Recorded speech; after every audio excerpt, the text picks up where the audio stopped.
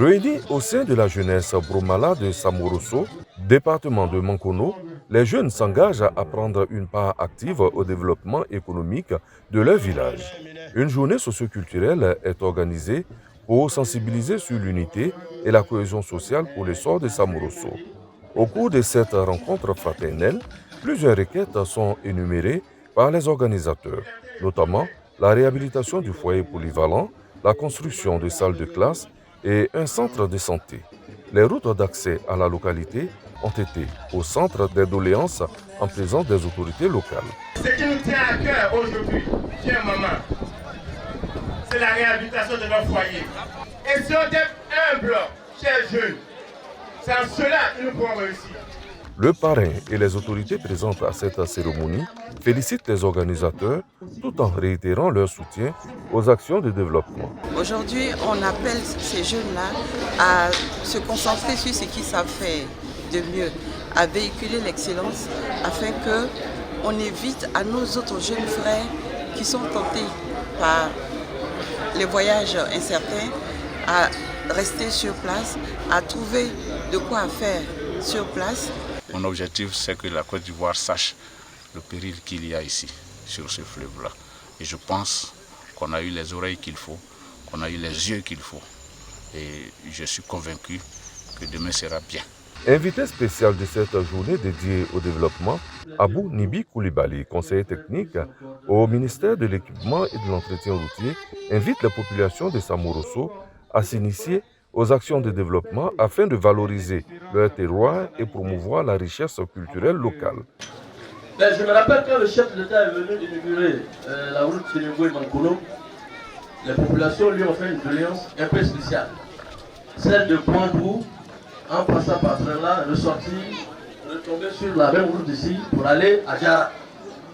Cette route va être faite. On a commencé la route de Tioro à Djikotougou, Kadjoua, Boron. Et on prendra aussi de Boron pour passer à Sonozo. Venez ressortir ici à Djara. Donc je pense qu'aujourd'hui, dites-moi ce qu'il vous reste ici encore à faire après tout ça, ce qu'il vient de dire. Est-ce qu'il y a quelque chose encore? Cette cérémonie a pris fin par une visite guidée des routes dégradées de Samoroso.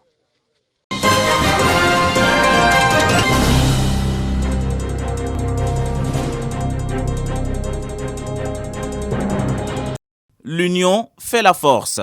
Cet adage est désormais le leitmotiv des populations de Tanoussou, village de plus de 3000 âmes, dans la sous-préfecture d'Ara. Travailler de concert pour doter leur village d'infrastructures socio-éducatives de base. Au niveau de l'éducation, nous prévoyons la construction d'une école maternelle pour prendre en charge les enfants de 3 à 5 ans en vue d'une meilleure préparation pour le primaire. Au titre de la santé, la construction d'une maternité avec logement de sages-femmes. Pour fédérer tous les efforts et assurer la relève, Tanoussou a décidé d'organiser sa jeunesse. Ainsi, Aloko Isidore a été investi comme président des jeunes avec le soutien des cadres d'Ara, dont le député Aondjon Nguessan, représenté à cette cérémonie d'investiture.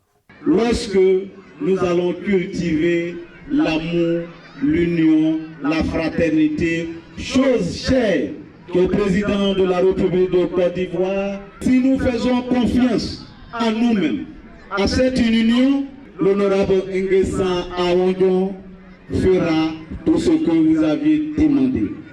Après les jeunes, ce sera au tour des femmes déjà très engagées dans l'agriculture vivrière.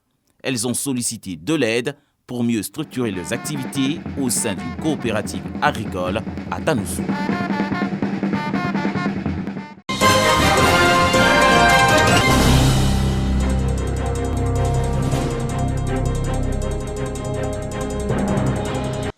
Awa Berti, commerçante à Sataman Sokora, commune de la région du Hambol. Par manque de marché, Awa lutte contre le soleil et la pluie pour mener son activité. S'il pleut, on se retrouve à côté des patables là. En tout cas, s'il pleut, ça nous fatigue trop. Awa pourra désormais faire son commerce sans s'inquiéter. La localité a vu son marché réhabilité à plus de 20 millions de francs CFA par la municipalité.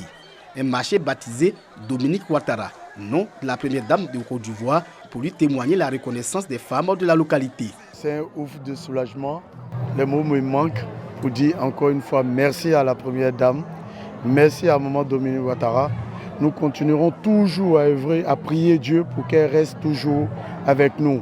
Pour accompagner les femmes de ce nouveau marché à mener à bien leur activité, la première dame apporte son soutien à travers le FAFSI, le Fonds d'appui aux femmes de Côte d'Ivoire. À travers donc le Fonds d'appui aux femmes de Côte d'Ivoire, le FAFSI, qu'elle a initié, Madame Dominique Ouattara permet aux femmes de créer ou de renforcer des activités génératrices de revenus à travers toute la Côte d'Ivoire et en particulier au nouveau marché de Satama-Sokura.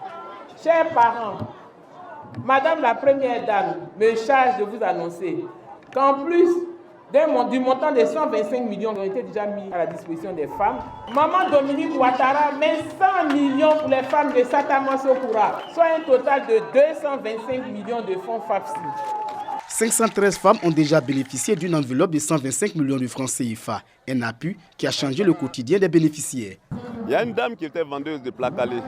Aujourd'hui, elle a un magasin de pagnes, d'articles ménagers. Elle s'en sort. Donc le fonds FAFSI apporte beaucoup à l'autonomisation de la femme à Satama-Sokura. La représentante de la première dame se réjouit du taux de remboursement des femmes de Satama-Sokura. Chantal Poiti a donc invité les autres bénéficiaires à suivre l'exemple. Les 513 femmes qui avaient déjà bénéficié du FAFSI, elles ont remboursé comme il fallait et je les ai félicitées et j'exhorte toutes les autres femmes à en faire davantage.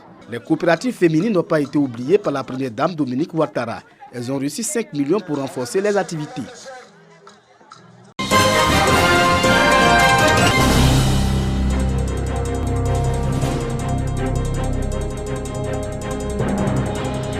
À Doropo, le tournoi de football placé sous le thème de la cohésion sociale, doté du trophée Rien Sansan Ludovic, a connu son apothéose avec la victoire de l'équipe de football de Danoa.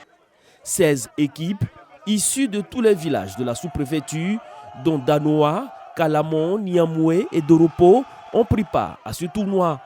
L'initiative est du conseil départemental de la jeunesse. Elle vise à occuper sainement la jeunesse et renforcer la cohésion sociale. Il est prêt à accueillir tous nos doléances pour nous accompagner, dynamique de paix et de cohésion, et surtout dans la paix. Rien Sansan Ludovic, cadre du département, parrain de cette rencontre, encourage des initiatives du genre qui participent à la préservation du climat de paix. Il faudrait que tous les jeunes de Doropo, du département de Doropo, s'approprient l'idée et surtout la cohésion sociale. Il ne faudrait pas que ça soit un vain mot. Il faut que cela soit appliqué. Et c'est pour cela que nous sommes très heureux ici. Vous verrez que dans cette jeunesse, il n'y a pas de parti politique. C'est tous les jeunes de toutes les tendances. Et c'est cela, le développement local. Ce tournoi est à sa deuxième édition. À cette occasion, des kits scolaires ont été distribués à 200 enfants défavorisés. Darius Kwame, représentant le préfet du département de Doropo, réceptionnant ces kits, a remercié les donateurs pour cette action qui accompagne les actions du gouvernement. Fait de l'école pour tous une réalité en Côte d'Ivoire.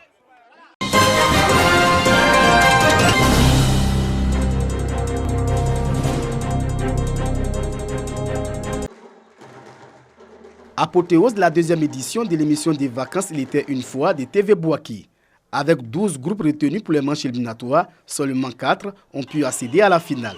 Poto Katio de Katula, Areba d'Atekoubé, Succès Groupe d'Ingata d'Olikuro et Famille Bonheur de Bouaki. Pour cette finale, le Centre culturel Jakaka a tout simplement refusé du monde. Occasion pour le représentant du directeur général du groupe RTI de féliciter TV Bouaki. David Mobio rappelle que les émissions des vacances sont des moments pour la RTI de permettre à la jeunesse de passer des vacances saines.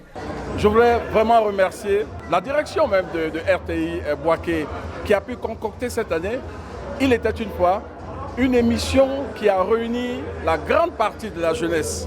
Ces émissions de vacances, pour la direction générale, c'est une manière d'occuper sainement cette jeunesse et d'inculquer à cette jeunesse les valeurs qui puissent l'emmener à être des responsables de ce pays d'avenir. L'émission Il était une fois suivait aussi une tribune révélatrice des talents. Ainsi, les meilleurs proverbes et conteurs sont récompensés par des élus et cadres amoureux de l'art et de la tradition africaine. C'est un travail collectif et si nous sommes arrivés là, c'est parce qu'on a accepté les critiques et on a travaillé dur pour en arriver là. Le proverbe est comme les citations que nous avons en Occident. Le proverbe a permis à nos parents de nous éduquer, de nous inculquer des valeurs. L'honorable Traoré Drissa ne pouvait pas rester en marge de cette émission. Et il nous a conviés pour venir le représenter et adresser nos félicitations à la RTI Bouaké. Dans cette finale âprement disputée, c'est au détail près que Succès Groupe d'Ngata Doli-Kro s'est imposé.